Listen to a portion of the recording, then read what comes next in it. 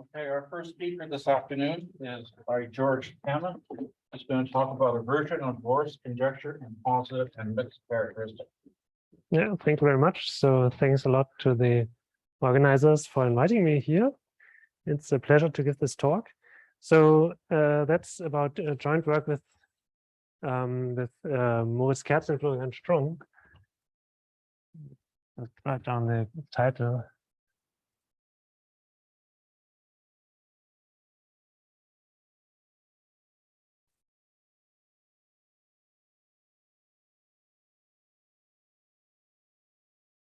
Okay, so to start, let me remind you or give you one definition. So let's fix an integer n, and then a ring is called Kn regular if its nth k group is somehow polynomial homotopy invariant. So definition, a ring A is Kn regular. How do I do this? Yeah. If and only if the canonical map from the nth k group of A to the nth k group of A adjoin, and then finitely many variables. If this is an ISO for all positive integers R. Okay.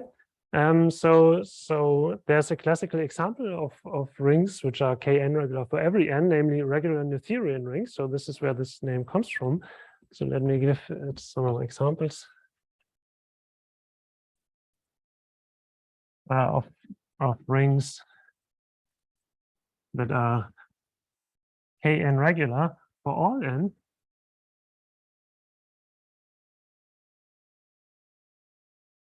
And is the following. So the first is what I just said. So the classical example is that if so regular Noetherian rings. So this is classical, and this is due to I guess so. The K0 case is maybe Serre, and then for the higher K groups it's Quillen, and for the negative K groups, this basically also follows from this. Maybe plus also here. I hope this is correct. And so that's the first example. And then so the second example. So there are some non-Noetherian rings which you can put here. And the first one is still quite closely related to this one, namely valuation rings. And so this is actually not so hard to prove, and this was observed somehow by Shane Kelly and Matthew Morrow. And independently with the different proof, it's also in our paper, this with Moritz and Florian. And the point here is that these valuation rings are still what is called stably coherent, and every finitely presented module has a finite resolution by finitely generated projective ones. So you can somehow the proof that works for regular Noetherian rings also works for valuation rings to prove this homotopy invariance. And okay, so this was basically the proof by Kelly and Morrow, and our proof is a bit different, but it's somehow related. But there are also some other examples, like for example 3 is if you have something like a smooth algebra over the complex numbers, and then you can take the tensor product with a commutative C-star algebra. And this is due to Rosenberg. So he conjectured this should be true for commutative C-star, or maybe even for all C-star algebras. And I think he also somehow gave a proof in the commutative case. And then in this generality, this was proven by Cortiñas and Andreas Thom. And I think there was maybe also some small issue with the proof of Rosenberg that these two here rectified. And then there's the last example, which is pretty recent, namely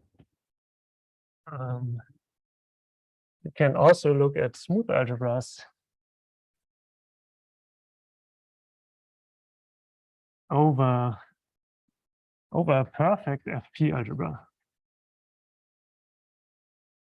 So perfect just means that the Frobenius map is bijective. And so all these are Kn regular for all n. And there's a difference somehow between this class 1 and 2 and 3 and 4, namely these two also have no negative K-theory, whereas in these two examples also negative K groups usually appear.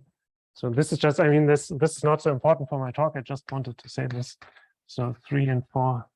So in 3 and 4 also negative K groups appear. So I mean non-vanishing.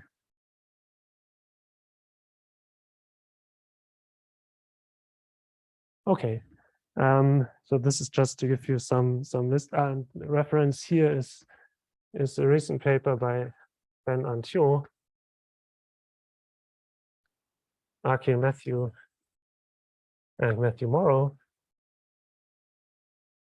I think it's called On the K-theory of Perfectoid Rings, where they also established this result. Okay, so let us look at one simple example. So somehow Vorst conjecture concerns somehow where is it? A converse statement to this to the first thing here. So if you have a Noetherian ring which is Kn regular, maybe for all n or something like this, then it's also regular. So let's look at one easy example.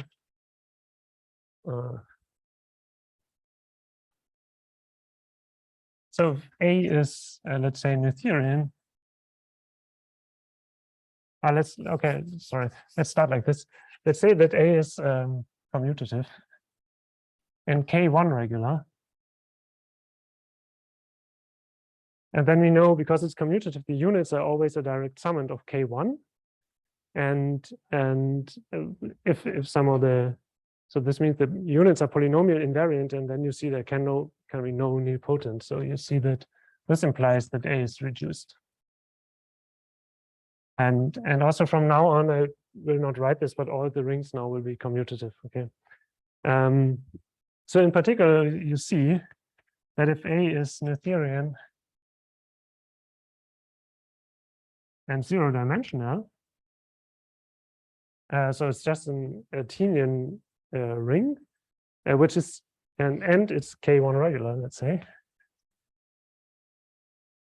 So then it's in particular reduced, so it's just a finite product of fields, so it's regular.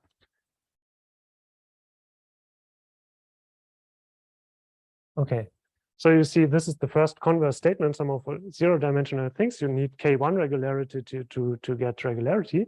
And Vorst proved the dimension 1 case for, let's say, for curves over fields. And then, so the corresponding thing for K2 regular here. So then he conjectured this to be true for all n. So the conjecture of Vorst is the following. Conjecture. So if A is essentially of finite type over a field, and it's K dimension of A plus 1 regular. Yes, that's all I need, I think. Then it should be regular.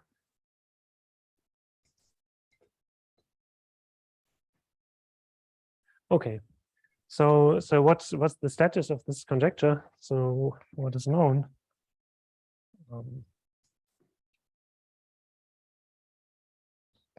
So as I said before, some of the case dimension 0 is trivial. Then the first non-trivial case is dimension 1. So if dimension of A is 1, then this is due to Vorst in maybe 79 or 1979 or maybe 1980 or something like this. And the first complete proof is in characteristic 0. So if for Q contained in A, it's completely solved.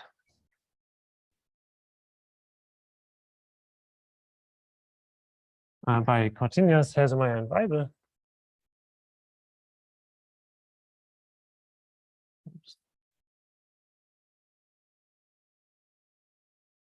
And this was published in 2008. And they even have a final result. So say they prove something like if the K-theory of A is KD regular, or let's say Kn regular, then then it's regular in codimension bigger than n. Is this correct? I mean, it's okay. It's something. It's regular in a certain codimension, and if you plug in dimension of A+1, then you see that there can be no singularities. So it's regular. Are you sure? I thought sorry. I thought he's only in the NK groups paper, but we can put him here. Okay.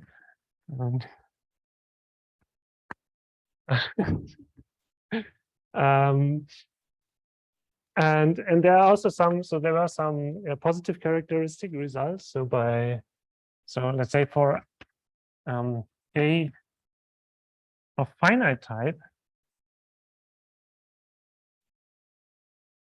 over a perfect field of positive characteristic, but assuming resolution of singularities. Resolution of singularities. This is due to Geisser and Hesselholt. Geisser and Hesselholt. Okay. So this is what was known, and now I want to state some of our results. And I mean, I called this, now I wrote Vorst's conjecture, but the full title was a version of Vorst's conjecture because we cannot prove it in this generality. So somehow we have a weaker bound on this dimension here. So we need more K regularity. And also we also have a result which is not over a field, but somehow of mixed characteristic. So to state this positive characteristic result, I need one more notion. That's the following. So definition. So first of all, if F is a field of characteristic P,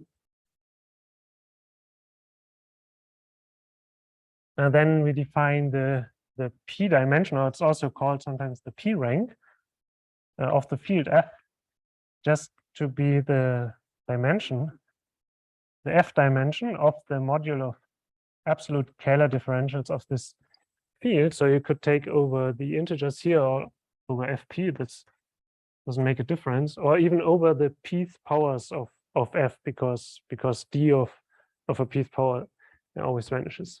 Okay, so you see in characteristic 0, if you would do the same definition, you would just get the transcendence degree, but in characteristic P, it's somehow, it's something different. For instance, if F is perfect, then this here vanishes. So you see perfect fields have P dimension 0. And there's also another characterization in terms of P basis of this field F, but maybe that's the simplest one.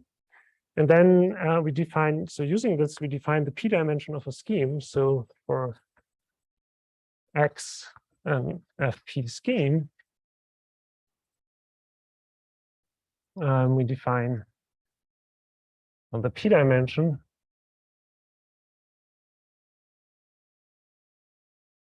of X to be, so we take the supremum of all,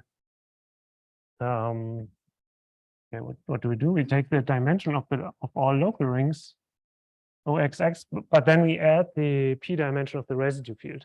So plus the P dimension of the residue field, kappa X, at this point, where X runs through all points of the scheme.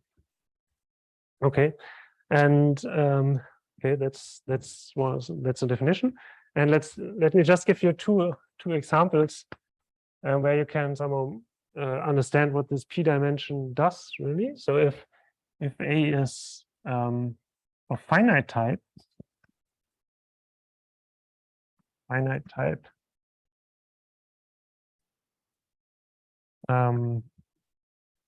over a field K, over a field little k, or if A is complete local Noetherian with the residue field little k, residue field. So in both these cases, it's not so hard to prove that the p dimension of A is just the ordinary dimension of A plus the p dimension of the base field or the residue field. Okay, so this, for example, here this basically follows from Noetherian normalization, and here also because it's the somewhat complete version of Noetherian normalization. Okay, so we understand this, and now I can maybe formulate our result. Yes, so the first one. Let's try. So this is somehow this equal the positive characteristic case. So let A be an excellent Noetherian Fp-algebra, and assume such that all the residue fields have finite p ranks. So this is equivalent to saying that if you look at all the residue field and you look at the field extension, where you look at the subfield generated by the pth powers, that this is finite for all x in spec A. And then if A is k p dimension plus 1 regular, then it follows that A is regular. Okay. So for instance, as a corollary to this, you get the Geisser-Hasselholt result above without resolution of singularities, because then there you see it's a finite type over a perfect field. So if you're over a perfect field, then this p dimension of K is 0. So you see the p dimension is just the dimension, and you get precisely the Geisser-Hasselholt result. Okay, this was the positive characteristic result, and the mixed characteristic. That's theorem B. And so there somehow we can only treat the one-dimensional case. So again, so if A is excellent Noetherian of dimension, so Cole dimension 1, and there's another hypothesis. So we assume that for all maximal ideals M in A, the residue field is perfect of positive characteristic, not 2. So A mod M is perfect of characteristic P bigger than 2. Then again, so then if A is K 2 regular, then A is regular. Okay. I hope I haven't forgotten any assumptions. No. Okay. So now I want to indicate how you prove this, and before I do this, I want to discuss some more elementary properties of this Kn regularity property. And the first one is okay. So maybe you see this in all these kind of statements. So being regular is of course a local property, but for Kn regularity, that's first of all not so clear. And but in fact, it is true in the following form. So let's call this a lemma. This was first proven by Vorst with maybe some additional hypotheses, and then it's an exercise in Thomas and Turbo.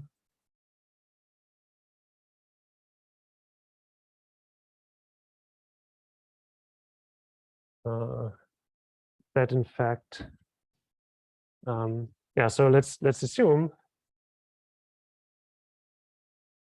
that you have a Kn regular ring. A is Kn regular. And you look at any localization of this ring, then this is again Kn regular. So S in A is any multiplicative set.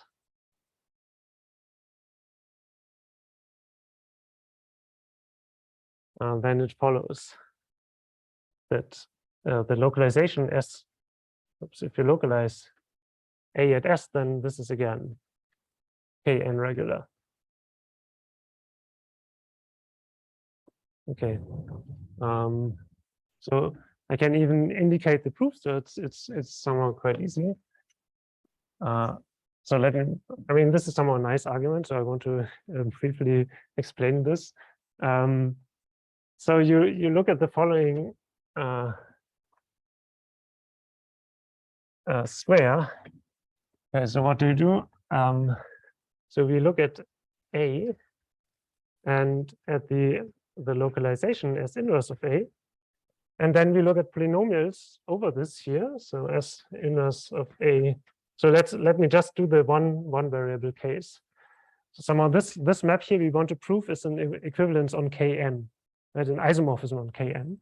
So now the trick is you look at this and form the pullback here. Then you get the ring somehow of polynomials which have constant term in A. So the map is of course t goes to 0. And but the higher positive coefficients could have denominators, so it looks like this: at times t. So we have this square here, and also these maps here are split. And then one checks that this is in fact, so this gives a Cartesian homotopy Cartesian square.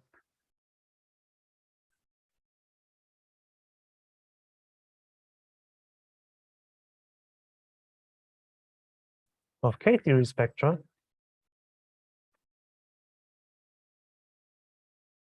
But in fact, so for example, because this map here, because these vertical maps are flat, you can check this gives a Cartesian square of K-theory spectra.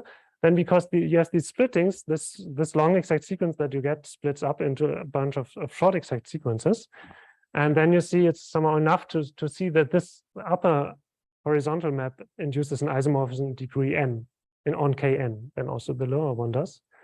But now you observe that this ring here, let's call it star,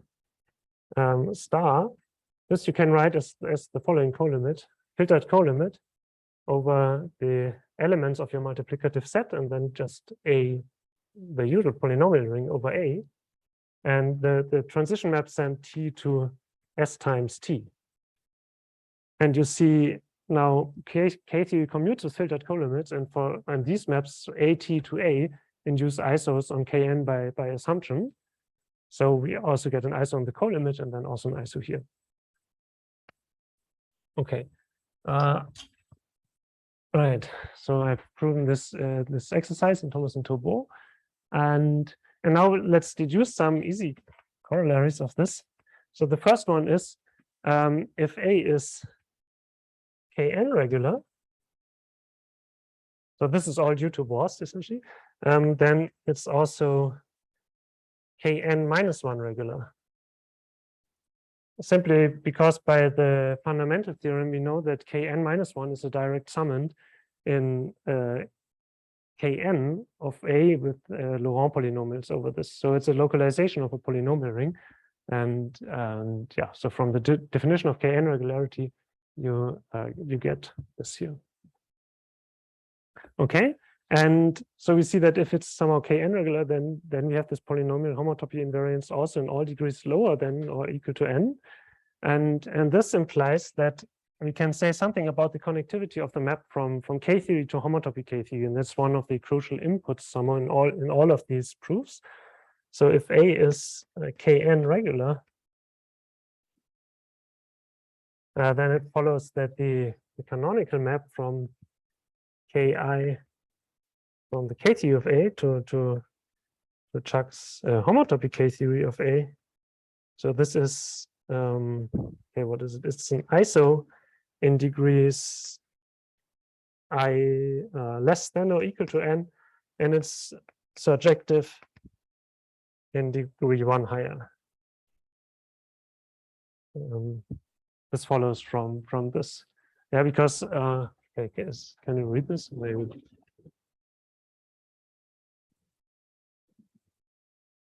So the definition of homotopy K-theory is as this geometric realization of a simplicial spectrum where you have K, you evaluate K-theory on A times these delta P's, the simplicial standard thing, and then there's a spectral sequence, and because you have these isomorphisms on these lower degrees, you can read off this connectivity thing. Okay.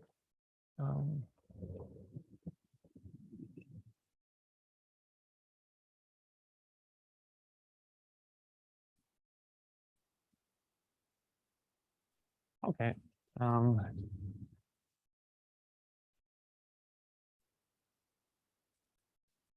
Okay, so as I said, I mean, this is somehow used in some way in all of these proofs of cases of Vorst conjecture, namely in the following. So if our ring is Kn regular, we know that this map from K-theory to homotopy K-theory is an isomorphism in certain degrees. And then you prove that if it's not regular, this ring, let's say you can reduce to local rings and so on, then you show some non-vanishing statement for these K groups, roughly up to something like the embedding dimension of your local ring. And you show a vanishing statement for the homotopy K-theory and somehow above the dimension of your local ring. And then you see if this map is an isomorphism, then this here vanishes in low degrees.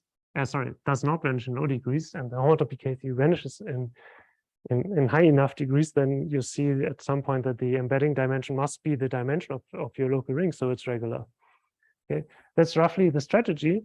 It's a bit more complicated because of this p dimension, but you will also see how this that at least for our proof you really need this p dimension.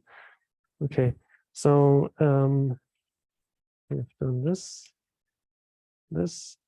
Okay, so let me just briefly write down what I just said. So that's okay. So to prove all these theorems A and B, you combine a non-vanishing statement result for K-theory with the vanishing statement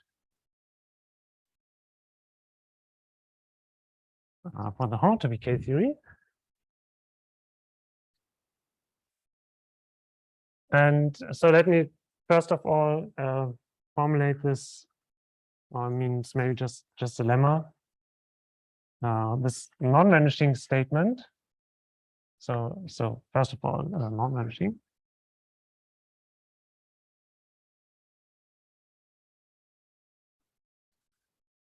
So this is some of the easier part. So it's as follows. So let's say A is a local Noetherian Fp-algebra with residue field little k, and yeah, so right, and then we assume let's say x1 to xr are elements in the tangent space or cotangent space. So M is the maximal ideal of this local ring, and M mod M squared, which are k linearly independent.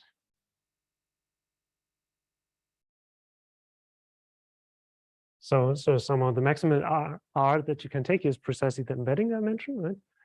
And then I said we also have this P dimension. So let's say we have Y1 to YS elements in our ring, units in the ring that map to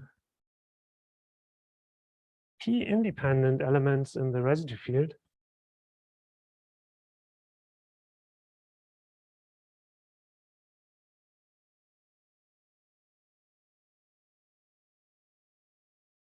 So being P independent means, or one way to say this is, so we look at the images of these elements in our residue field, and then we can look at the D of these elements in omega 1 in Kähler differentials.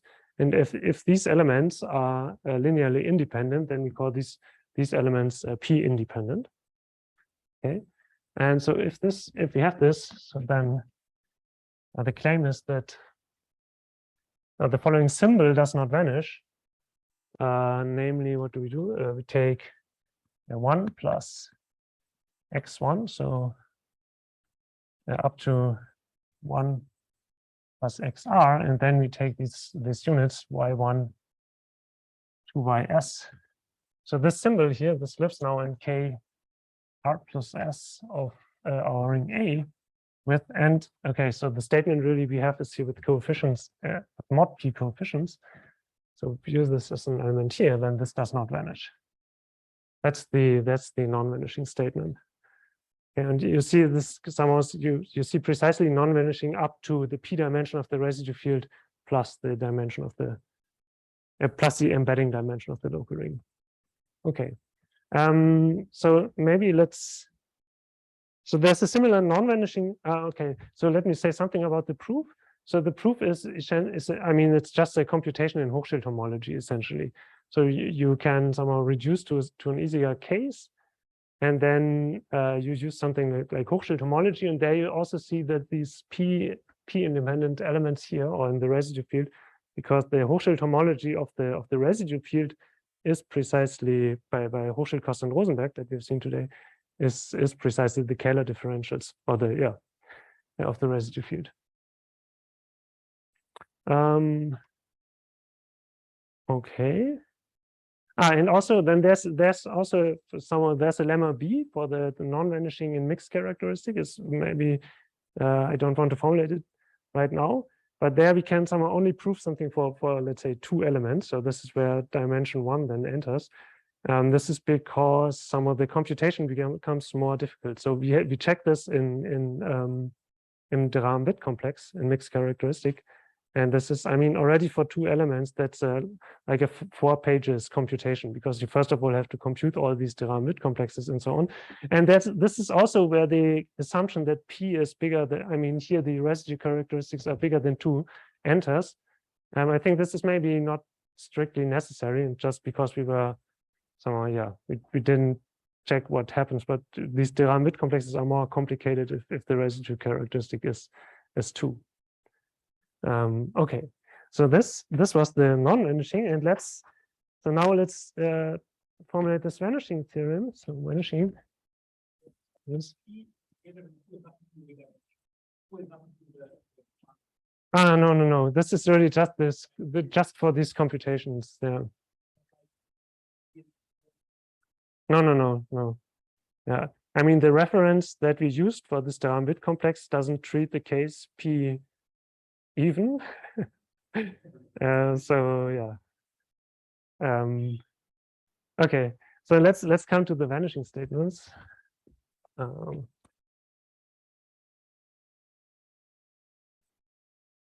that's the following theorem, which is in our paper, but this also follows immediately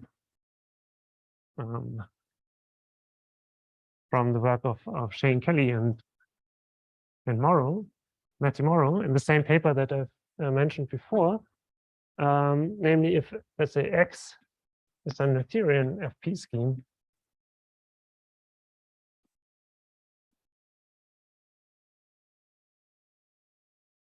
then its homotopy K-theory with coefficients in Z mod P, this vanishes for I bigger than the P dimension of X. Yes, this like this. That's the vanishing statement. And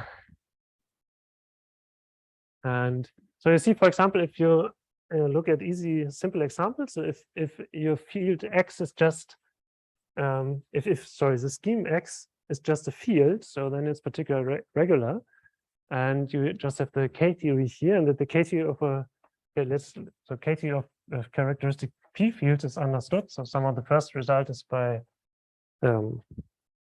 Kratzer, I think, that if you have a perfect field, then the K-theory with mod P coefficients vanishes in positive degrees. And if it's not perfect, then Geisser-Levin tell you that the K-theory is computed in terms of Durham-Witt forms. And you see also that this, so you see, for example, also that the statement here is sharp. So because if you plug in a field here, you get here some Durham-Witt differential forms. Let's say in degree I, you have the I form, so they vanish only above the P dimension of the field. And also this. Okay, let me start the proof, and then I say what Shane and Matthew proved.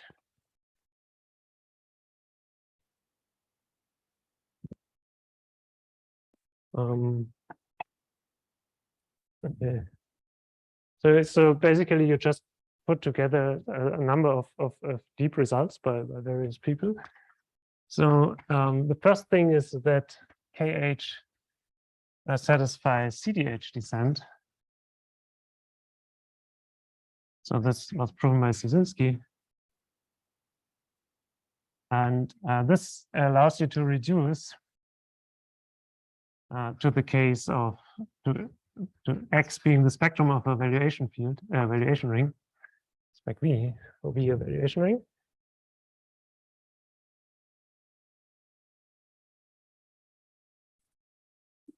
Okay, and somehow now we are in the I mean, I told you before that valuation rings are Kn regular for all n. So we see that this implies that in particular the K-theory here, the homotopy K-theory of V with Z mod P coefficients or without coefficients, this is equivalent to the K-theory of V with Z mod P coefficients.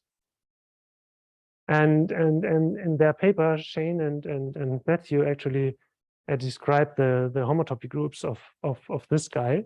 I mean, this is as you can see as a generalization of the Geisser-Levin theorem that I just recalled. So you also have a description of this here in terms of the Durham-Witt differential forms, and then you can immediately read off this vanishing. But I want to, so there's a more direct argument, but the techniques are similar. So let me indicate how this goes. So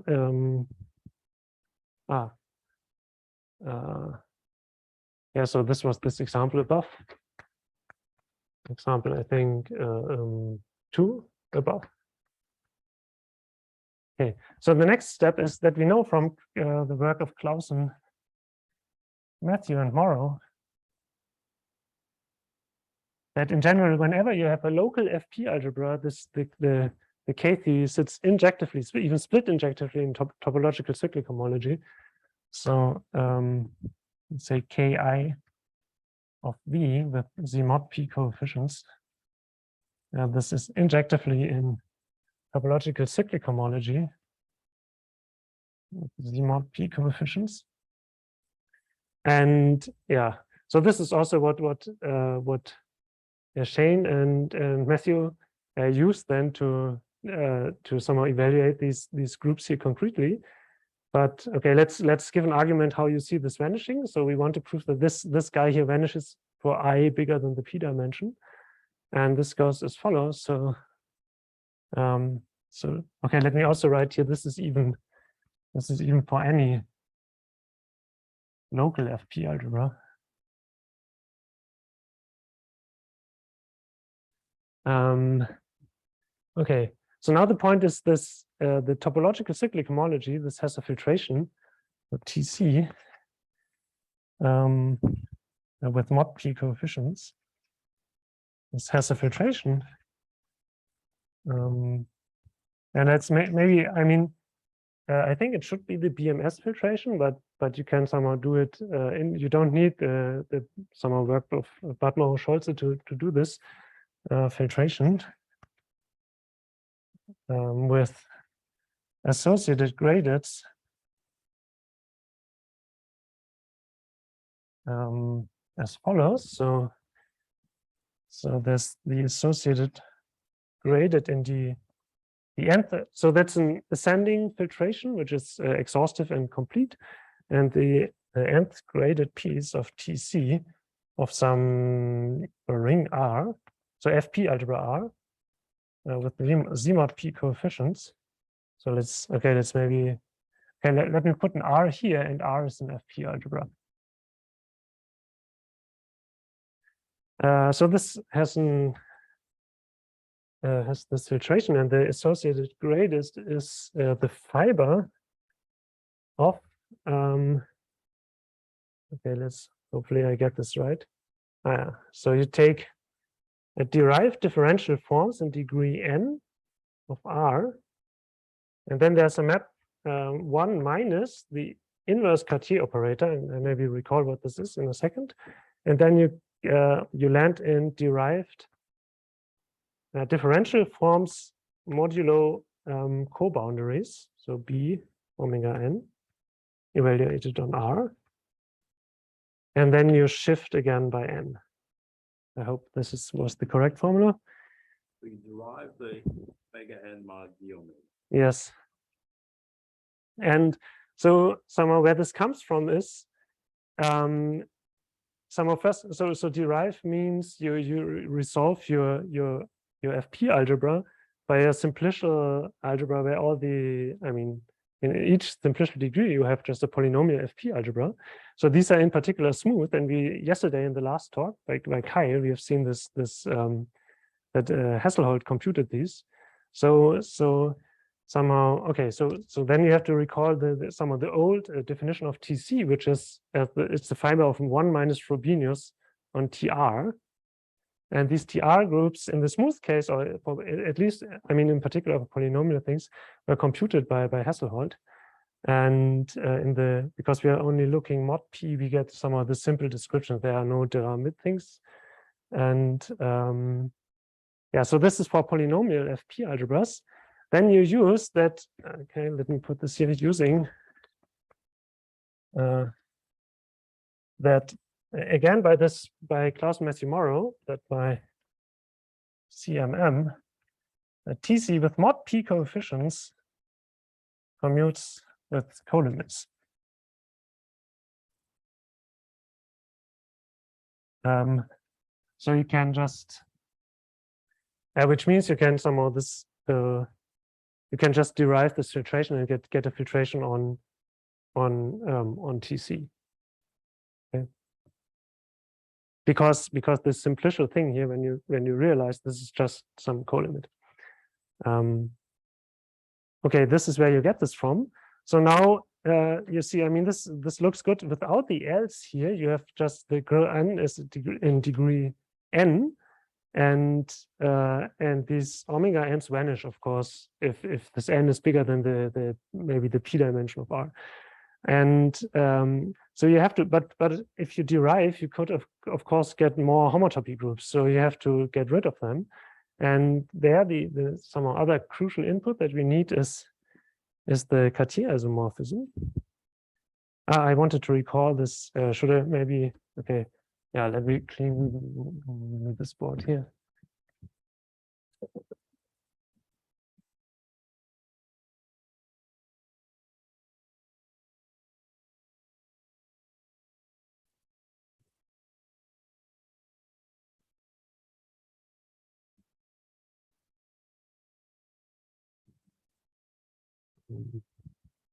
Okay, let me just recall that this C inverse, that's the inverse Cartier operator that you can always write down for Fp algebras. So that's the inverse G operator. The G operator, which is given on one forms by send x times dy to x to the p, and then y to the p minus 1 dy. And this gives you a well-defined map if you mod out by the boundaries on the target. And you extend this multiplicatively to all differential forms. And then the classical Cartier isomorphism is so for R smooth over Fp,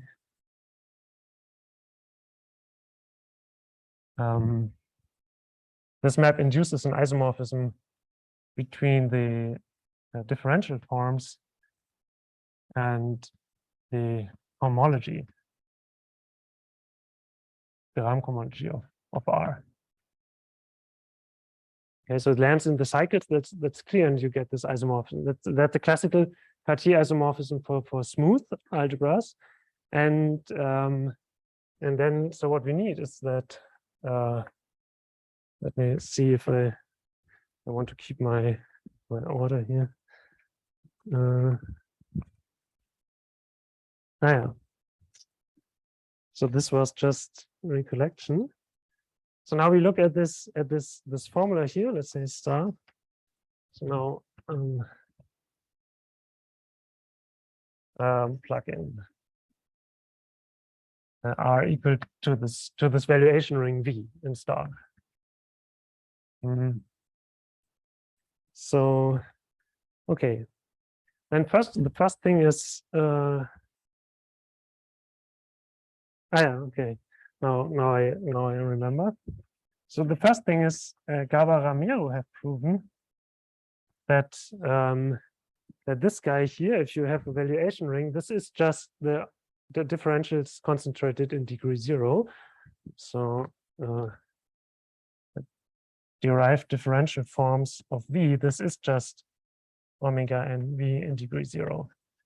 So actually they proved in this book on almost string theory, they proved this for n equals 1, but then it's an easy consequence that you also get this for the higher ones, using that these omega, that they also proved that this here is flat. And maybe let's write this here, and omega and V is a flat V module.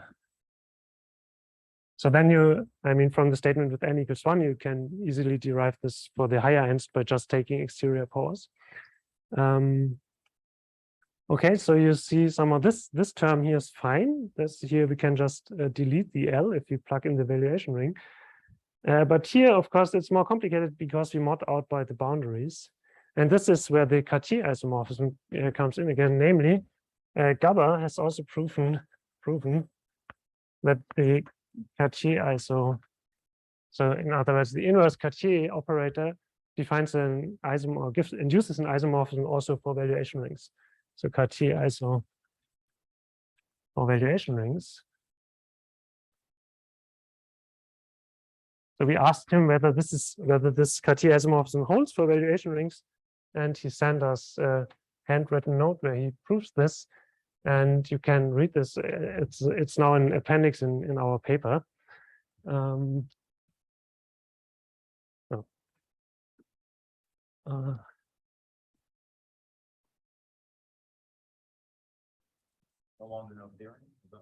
Yeah, these valuation rings are somehow highly non-Noetherian, unless Right, no, that's the original statement.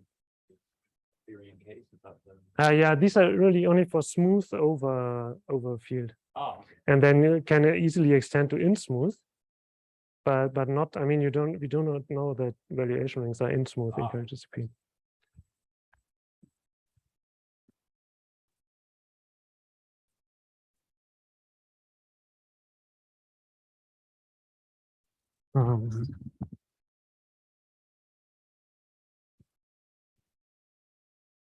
Okay, so we have this Cartier isomorphism for valuation rings. So in particular, you see this gives you, you can formulate it like this. You have a short exact sequence where you have, what is it? You have, so the boundaries go to the cycles. the n cycles. Sorry, I wanted to. How did I write this? Okay, maybe one n can go away. So the boundaries map into the cycle. The quotient is cohomology, and this cohomology is again isomorphic to differential forms. So we see if you put the correct thing here, this is now the Cartier operator.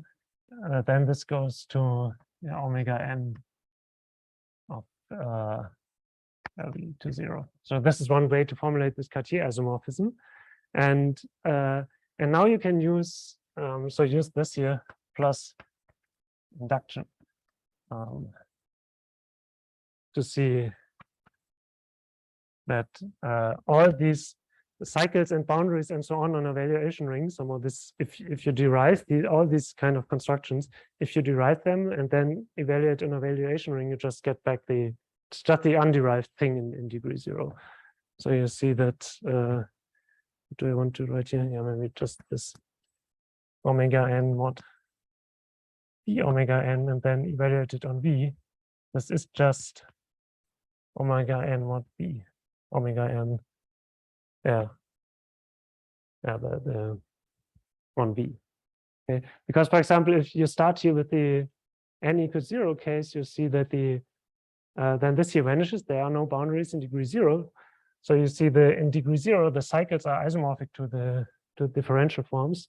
So these somehow are already derived, and then you see that the cycles are also derived. And then of course there's another short exact sequence where your cycles goes to n forms and then goes to boundaries in degree n plus 1, and you have these two short exact sequences, and these give you a lot of fiber sequences on the derived functors, and then you do induction over this, and you see this here. Okay, so this is how you use the Cartier isomorphism by Gabor, and then you are basically done. Then you see that these ends of the TC vanish if n is big enough. So this now implies that, yeah, so this implies they claim that TC of I, sorry, there's one more point. Okay. What we also need is that another result by I mean this follows from this Gabor-Romeo result above, that the n forms of V, because this is flat, this injects into the n forms of the fraction field. And this here clearly vanishes above the p dimension. So this is 0 for n bigger than the p dimension. It's actually, I mean, this vanishes for n bigger than the p dimension of the fraction field, which is less than or equal to the p dimension of V itself. And so putting all this together, this proves this vanishing statement. Okay. Okay, so any questions so far?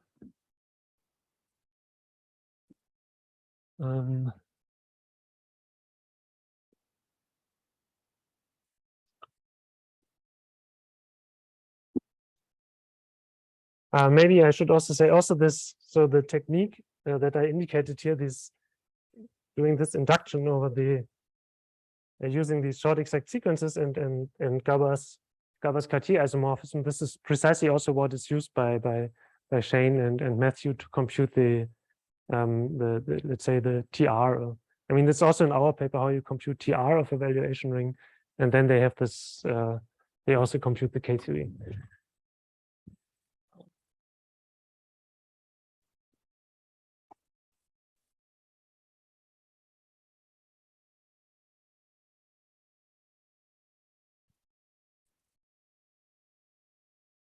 Okay, so let me maybe briefly also indicate this vanishing statement. Where is it? So maybe only here. In positive, sorry, in mixed characteristic. So that's following proposition B. Okay, let me formulate it. So to prove this result, I mean this Vorst conjecture, you can always reduce to complete local rings, And even to you can even somehow do étale cover, so you can go past to the strict tensorialization, and only for this we have the vanishing statement. So let me write this down. So if A is a complete Noetherian local ring of dimension 1 with residue field A mod M should be algebraically closed of characteristic P bigger than, I mean, actually here I think we don't need bigger than 2. And the fraction field of A is of characteristic 0. Then we have a vanishing, namely the KH2 of A. And now you can somehow not put the Z mod P inside. That will not vanish, but only if you take mod P outside. So this group is always a subgroup of KH2 with coefficients in Z mod P, and this here vanishes. So this is somehow the vanishing statement that you need for the mixed characteristic result. And yeah, so in principle, the idea how to do this is similar as for the previous theorem. So you use again that homotopy K-theory has CDH descent. Now, because we are one-dimensional, we can just use the normalization to get something regular.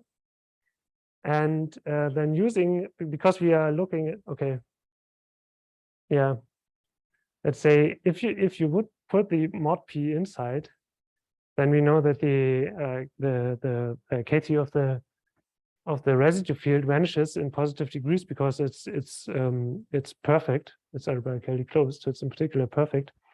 And using this, you see that the KH of A in degrees bigger than or equal to 2, I guess, is isomorphic to the homotopy K-theory of the normalization. So you are reduced to something regular, and then you can use the localization sequence to somehow. So basically, you can assume now that A is a DVR. So then you use the localization sequence and see that the K2 in this case injects into K2 of its fraction field. Yeah, again, using that the term before is K2 of the residue field with mod P coefficients, which vanishes again by perfectness. So then you have K2 of the fraction field with mod P coefficient, or let's say mod P outside, and then you use Merkurjev-Suslin. This is isomorphic to H2, the Galois cohomology with coefficients in nu P. And this vanishes because these kinds of fields have cohomological dimension 1.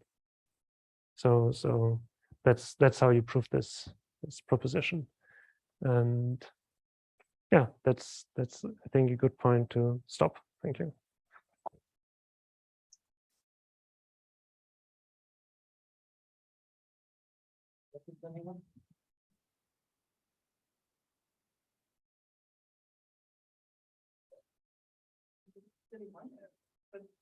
Are there any applications of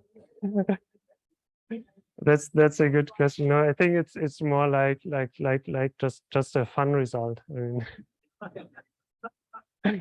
I don't know if there's any. I mean, I don't know. Yeah, I mean, sometimes you have these conjectures, and maybe the result itself is not so interesting, but they lead to a lot of. I mean, to develop some interesting techniques that you can use somewhere else. But I don't think that these worst things have a direct application somewhere. Or do you know something, Jack? They sort of say something about the interaction between K-theory and the geometry of the variety. There's the vanishing. Yeah. What the Buddha mentioned.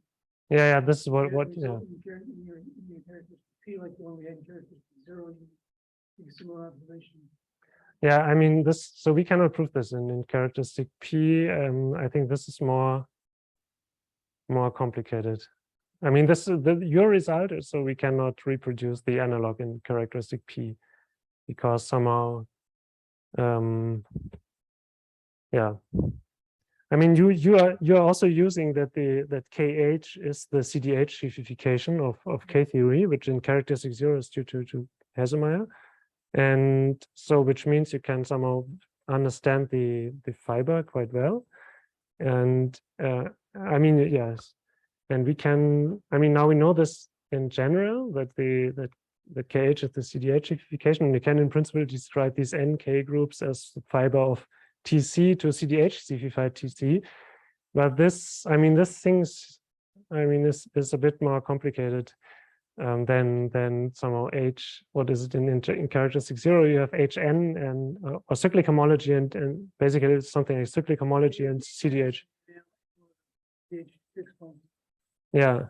So you have negative cyclic homology compared to a CDH civified negative cyclic homology. And this is something which is a bit easier to understand, at least for me, in characteristic 0 than the analog with TC and CDH civified TC. And did you use this Castle Slitsure vector sequence and so on? These things I think we don't have in positive characteristic. Maybe, yeah. At least I don't understand all this. But yeah. Yes. Do you know if there is a relation between K and regularity and the somehow range the universal complexes produced homogeneity? No, I don't know. Good question.